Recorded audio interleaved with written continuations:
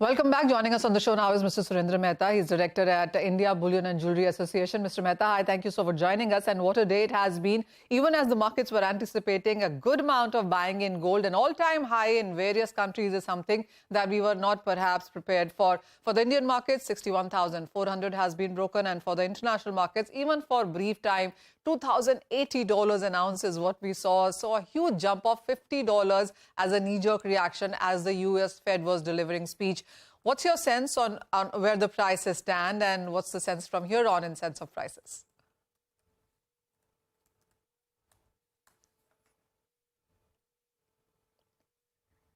All right. Looks like we've lost that connection there. But what an immense gain coming in for the prices there. And let me tell you, when you look at the gold as an asset class, this is perhaps one area that has given you best of returns in the previous quarter as well. So we have seen gold prices gain 2% in the overnight markets. It's up by nearly 15% for this year now.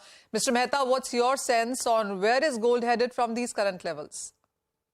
Well, yesterday was the D-Day for the gold. I think it touched all-time high.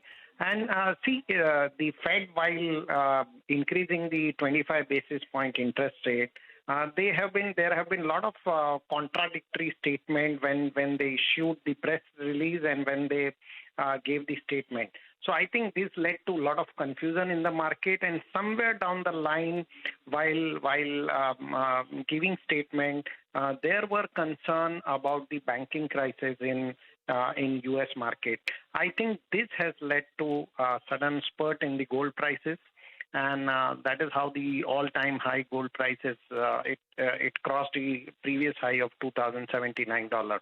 I still believe there is a lot of scope for the gold prices to go much higher level, and we have seen one thing, that whenever the gold prices crosses the previous high mark, there will be gap of at least $40 to $70 immediately.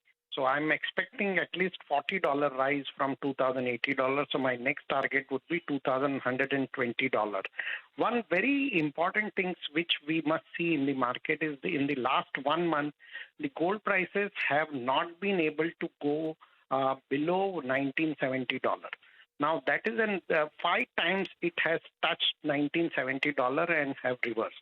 So this is so I believe that the support level is $1,970, and we are heading for almost $2,120 to $150.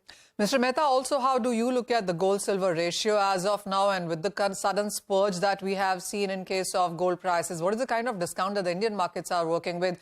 Are there buyers really?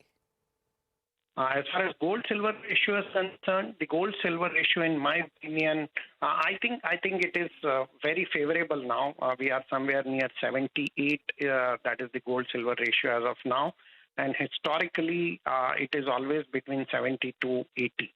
So I still believe that there is a lot of scope for the silver prices to rise. As far as the discount in the Indian market are concerned about gold prices, whenever the prices increase immediately or there is a sudden spurt in the gold prices, at that time we have always seen that there will be some discount in the Indian market.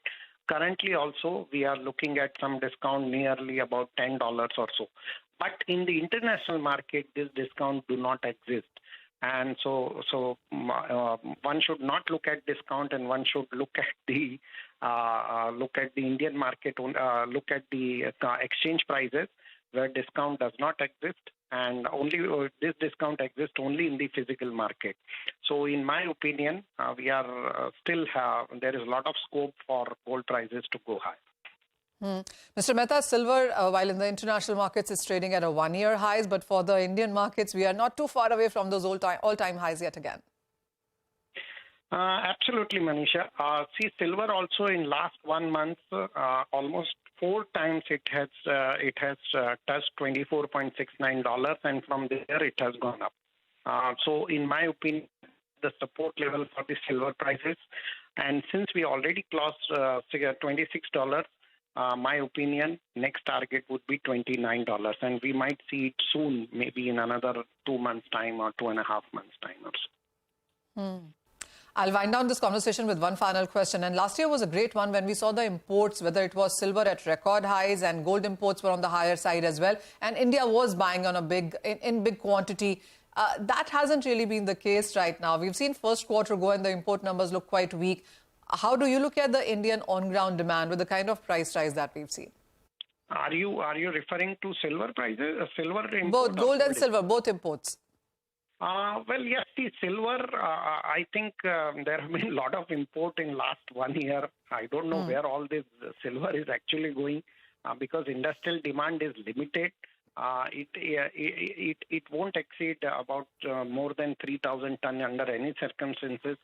So I personally feel there is a lot of accumulation of silver in last 1 year.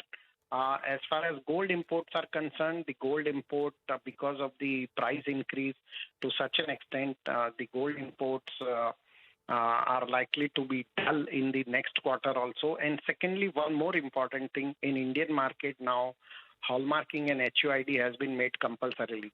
So unless you have money, you just cannot import gold. And there is a lot of gold coming through the UAE SEPA mode, which will be about 140 tons.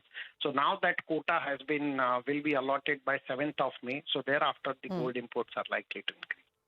All right. Manisha, thank you so much for joining in and giving us the updates. So what we know so far is that gold is shining, likely to shine further. Silver is doing well, likely to do better.